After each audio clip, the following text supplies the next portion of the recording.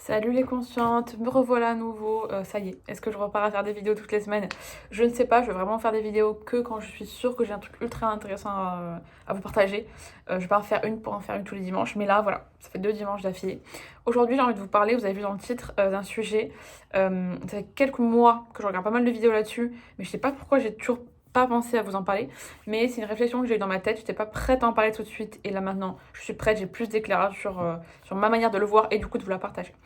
En fait, c'est, vous l'avez vu, la zététique et le travail de l'intuition que je fais qui ont failli rentrer en conflit à un moment donné dans ma vie. Je me suis dit, oula, est-ce que je continue à le proposer ou pas? En fait, si, bien sûr, mais je vais vous expliquer comment.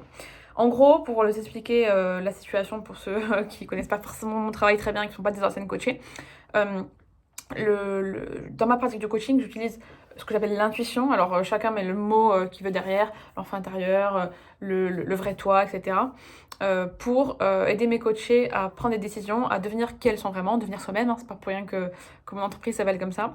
Et donc, voilà, j'utilise le mot intuition, j'utilise l'intuition qui est à l'intérieur de nous et moi-même d'ailleurs la première aussi au quotidien, pour nous aider à savoir quel choix faire dans notre vie, qui est le vrai nous, est-ce qu'on préfère faire ci ou faire ça, dans cette direction ou pas. C'est notre intuition qui va nous le dire. Voilà, ça c'est une première chose. Est-ce que c'est prouvé scientifiquement, machin truc, vraiment, je suis pas sûre que l'intuition soit vraiment prouvé, etc. Mais on peut tous dire en tant qu'être humain qu'on sait très bien de quoi on parle quand on parle d'intuition. Et d'instinct, c'est un peu indifférent pour moi l'instinct. Mais l'intuition, on sait tous à peu près de quoi il s'agit. Et par contre, on ne sait pas forcément tous la ressentir, mais quand on s'exerce à le faire, notamment c'est ce que je fais dans mon coaching, on la retrouve. Et à côté de ça, je regarde depuis quelques mois pas mal de vidéos sur la zététique, le scepticisme scientifique et tout ça. La zététique, c'est l'art du doute en gros. Et c'est le fait de pas forcément prendre du but en blanc toutes les informations qu'on entend, qu'on voit passer par-ci par-là. Et c'est ok comment se questionner sur qu'est-ce qui est des faits vrais et qu'est-ce que dans mes croyances je choisis de croire, sur quelle base ce. Donc, en vrai, c'est un peu le dev perso. Parce que, moi, je trouve que c'est le dev perso parce que on parle des croyances. Mais en gros, dans la manière dont c'est expliqué, c'est pas ultra simple à expliquer et je suis pas du tout une experte, mais moi, comme je le comprends, c'est ok. Comment les croyances que tu as aujourd'hui, elles se sont façonnées. Et quand il s'agit de croire quelque chose de nouveau, comment est-ce que. C'est quoi tes critères pour croire quelque chose de nouveau? Évidemment, on a beaucoup entendu pendant la crise du Covid, ok, est-ce que je choisis de croire ça ou ça?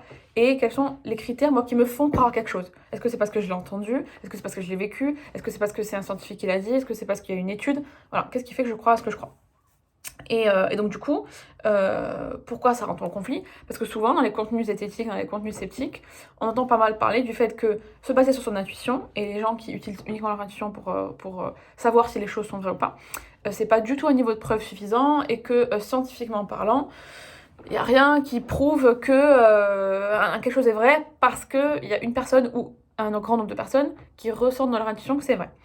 Du coup, ok, moi je parle d'intuition. Là, dans les vidéos que je regarde et que j'aime beaucoup et que je valide entre guillemets, hein, voilà, je suis d'accord avec ce qu'ils disent, ça va un peu dans l'autre sens. Donc, Claudia, où est-ce que tu te situes là-dedans? On m'a jamais posé la question, mais moi je me la pose toute seule et je vous réponds avant même que vous la posiez.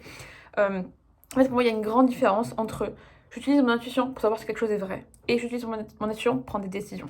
En fait, je ne vous conseillerais jamais, déjà je vous conseille rien parce que je suis coach, donc je ne vous conseille pas, je vous aide à trouver votre solution, mais je ne sais pas qu'est-ce qui est bon pour vous, c'est vous qui le savez, mais moi je vous aide à le trouver. Je ne sais pas, on peut pas, personne ne peut savoir avec notre intuition si quelque chose est vrai ou pas. Est-ce qu'il existe au Japon, je sais pas dans quel exemple je m'embarque, est-ce qu'il existe au Japon des gens qui marchent sur les mains, bref, au quotidien? C'est ce qui me vient, hein, on va pas, voilà. Est-ce qu'il en existe au Japon des gens qui marchent sur les mains au quotidien? Mon intuition, je pense que non. Ça n'a aucune. Voilà, donc non, n'utilisez pas votre intuition pour ça. Là, je suis en mode, pas coaching, je suis en mode vidéo YouTube, donc je peux difficilement vous coacher sans personne en face, mais vous avez compris. C'est pas comme ça que dans ma pratique de coaching, j'utilise l'intuition. Je dis pas à mes coachés, ok, est-ce que selon toi, est-ce que ton mari te trompe? Intuition, je pense que oui, donc c'est vrai, ou c'est faux, ou non, pas du tout. Pour moi, l'intuition ne marche pas pour définir si quelque chose est vrai ou faux. Par contre, là où elle marche et là où j'utilise, c'est pour savoir quelle décision tu penses est bonne pour toi à prendre dans ta vie. Ha! Rien à voir. Pour moi, il y a les faits, les circonstances, machin. Je ne parle pas du fait de c'est pas mon domaine, comment prouver qu'elles sont vraies ou pas. Je suis pas scientifique, je suis pas. dans cette idée de preuve, voilà, il y a d'autres gens qui le font et très bien et c'est super. Moi, ma partie, c'est ok.